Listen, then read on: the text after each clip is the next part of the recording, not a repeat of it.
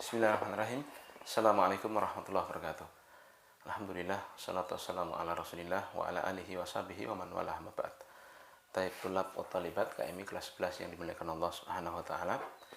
Alhamdulillah pada kesempatan ini kita bisa melanjutkan pelajaran kita kembali.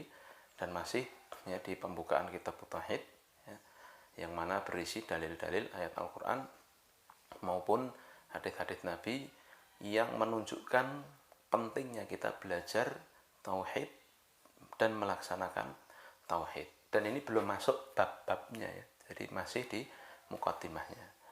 Nah, di ayat kedua yang diambil oleh Syekh Muhammad bin Abdul Wahhab rahimahullah ta'ala untuk menjelaskan pentingnya tauhid ini adalah firman Allah subhanahu wa ta'ala dalam surat An-Nahl ya, ayat 36, di mana Allah subhanahu wa ta'ala berfirman, وَلَقَدْ بَعَثْنَا فِي كُلِّ أُمَّةٍ رَسُولًا أَنِ اعْبُدُوا اللَّهَ وَاجْتَنِبُوا الطَّاغُوتَ. Dan sungguh telah kami utus, ba'athna ya arsalna, telah kami utus, fi kulli ummatin rasulan, kulli ummah kulli ta'ifah, kullu ta'ifatin wa qarnin wa jilin minan nas. Setiap kelompok, setiap kurun, setiap generasi manusia telah kami utus kepadanya rasul. Apa itu rasul? Rasul kata Syekh Fauzan adalah man uhiya ilahi bi syar'in wa umira bi tablighihi. Siapa yang diperintah, diberikan dengan satu syariat dan diperintahkan untuk menyampaikannya, menyebarkannya. Nah, maka disebutkan oleh para ulama juga ya, bahwa di antara pendapat perbedaan antara Nabi dan Rasul itu, kalau Rasul itu diberi syariat, ya, dan diperintahkan dan menjadi syariat di masa tersebut, ya, dan Nabi itu mengikuti syariat Rasul di zaman tersebut. Makanya kita tahu ada contohnya ya, Nabi Musa dan Nabi Harun. Syariatnya yang dipakai adalah syariatnya Nabi Musa, ya. Nabi Harun mengikuti, mendakwahkan syariatnya Nabi Musa. Demikian pula Nabi Ibrahim dan Nabi Lut. Nabi Lut itu mengikuti Nabi Ibrahim syariatnya, ya, dan juga mendakwahkan apa yang dibawa oleh Nabi Ibrahim. Nah, ya. Jadi itu diantara bedanya antara Nabi dan Rasul. Maka kata Allah kembali di sini ya, sungguh kami telah utus kepada setiap umat manusia itu di setiap zamannya Rasul.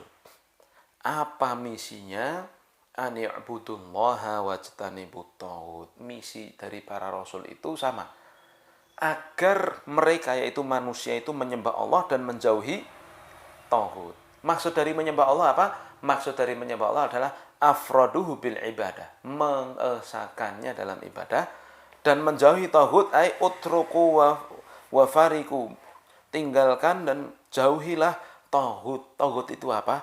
Taghut itu mushtaqun minat tughyan, bentuk pecahan kata dari kalimat tughyan. Wa hiya mujawazatul had, yang artinya sebagaimana dijelaskan oleh Ibnu Qayyim, ya, telah kita pelajari dulu di usul thalathah ya. Artinya adalah melampaui batas. Fa kullu ma'ubida min dunillah wa huwa radin bil ibadati fa huwa taghut. Siapapun yang disembah selain Allah dan dia ridho dengan peribadahan tersebut, maka dia itu adalah taghut. Nah, ya, jadi ini perintah, misi utama dari para rasul adalah supaya mengajak manusia itu menyembah Allah dan menjauhi taghut, ya. Makna global dari ayat ini, annallahu subhanahu wa ta'ala yukhbiru annahu arsala fi kulli ta'ifatin wa qarnin minan nasi rasulan. Bahwa Allah mengabarkan di ayat ini, Allah itu mengutus di setiap zaman, setiap kelompok manusia, setiap generasi rasul.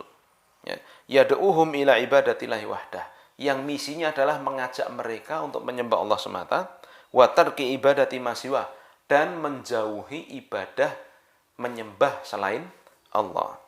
Falam yazal yursilur rusula ilan nasi bidzalika mundu hadatsa syirku fi bani adam fi ahdi nuhin ila an khatamahum bi Muhammadin sallallahu alaihi wasallam.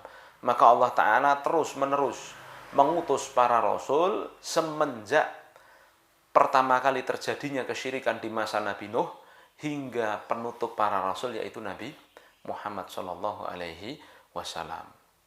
Nah, jadi dari zaman dulu sampai sekarang ada rasul yang mengajak untuk menyembah Allah, menjauhi taghut, dan terakhir ditutup oleh Nabi Muhammad. Maka setelah Nabi Muhammad tidak ada lagi nabi maupun para rasul. Nah, karena syariat telah sempurna, ya, syariat Islam telah sempurna, dan hingga kiamat nanti Bahkan ya, ketika nanti Nabi Isa pun turun, itu yang didakwahkan, yang dilaksanakan adalah syariatnya Nabi Muhammad Shallallahu Alaihi Wasallam. Keterkaitan ayat ini dengan bab, kenapa kok ayat ini dibawakan di bab pembukaan kitab tauhid ini? Anna da'wata ila tauhid wan nahyi anisyirki hiya muhimmatu jami'ir rusuli wa atba'ihim. Bahwa ya, mengajak orang untuk bertauhid dan melarang manusia dari syirik itu merupakan tujuan utama, tugas pokok dari para Rasul. Maka kita sebagai orang yang mengaku mengikuti Rasul, ya harus ya melaksanakan tauhid sebagaimana yang diajak oleh para Rasul. Tapi kemudian faedah yang kita bisa ambil, yang pertama, annal hikmata min irsali rusuli hiya da'watu ila tauhid wan nahyu anisyirk. Hikmah dari pengutusan Rasul itu adalah mengajak manusia untuk bertauhid dan menjauhkan manusia dari syirik. Dua, anna dinal anbiya'i wahid, bahwa agama para nabi itu satu. Wa hiya ikhlasul ibadati lillahi wa tarki syirk. Ini tolong kasih garis bawah. Jadi agamanya, misinya itu sama. Apa itu? Mengajak manusia untuk ikhlas ibadah pada Allah semata dan meninggalkan syirik. Wa in ikhtalafat syara'i'uhum, walaupun berbeda syariat-syariat mereka. Ya, jadi syariat di zaman Nabi Ibrahim, bagaimana sholatnya, bagaimana hukuman terhadap pelaku kemaksiatan, tentunya berbeda dengan syariat Nabi Muhammad ya.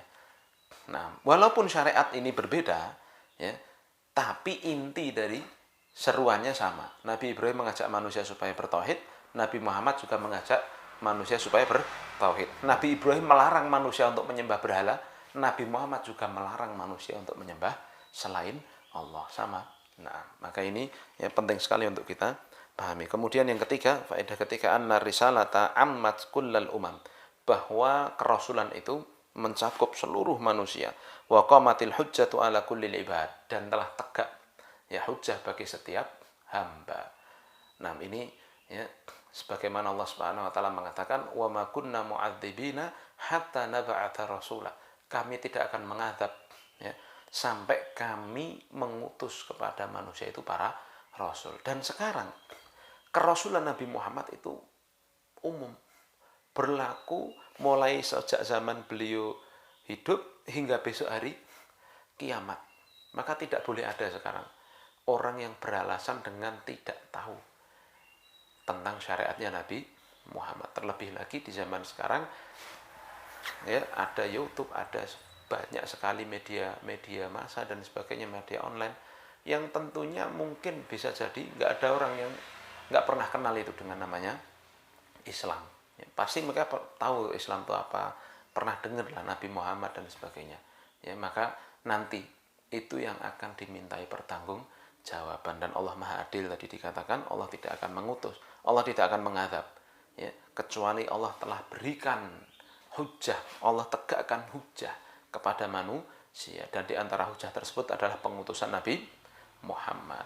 Lalu mungkin ada yang bertanya, lah bagaimana orang yang tinggal di pelosok benar-benar tidak tahu ya dan sebagainya? Maka itu ya urusan Allah Subhanahu wa taala. Kita hukumi secara umum ya. Orang di Indonesia tahu tuh Nabi Muhammad insyaallah. Orang di Bali tahu tuh insyaallah Nabi Muhammad itu siapa. Orang Papua mungkin juga banyak yang sudah tahu apa itu Islam, apa itu Nabi Muhammad. Orang Amerika apalagi, orang-orang Jerman, Inggris apalagi ya, mereka tahu, tetapi ya kok tidak Islam. Nah, itu dia nanti yang akan ditanyai ya di hari kiamat. Maka Allah Subhanahu wa taala Maha Adil. Taib. Kemudian yang keempat ya, aidhamu sya'ni tauhid, besarnya urusan tauhid ini.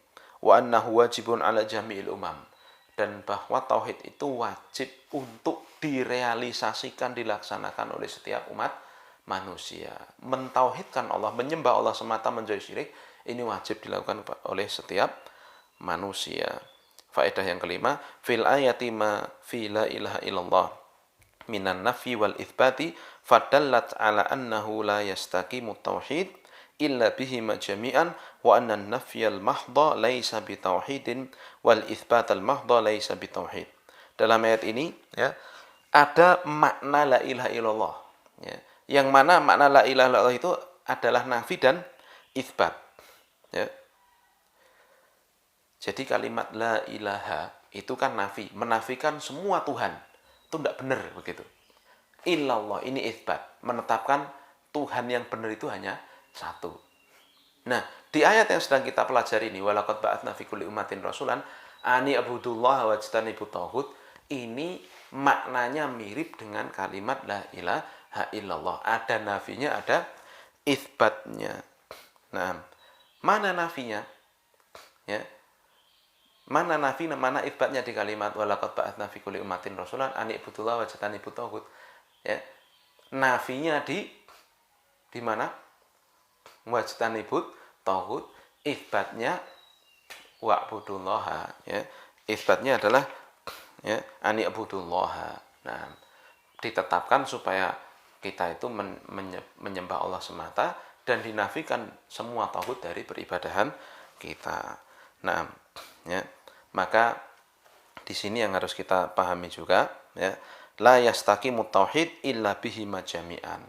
Jadi tidak akan sempurna tauhid itu kecuali dengan dua perkara itu sekaligus, menyembah Allah plus menjauhi tauhid. Tidak bisa satu-satunya, satu terpisah itu nggak bisa.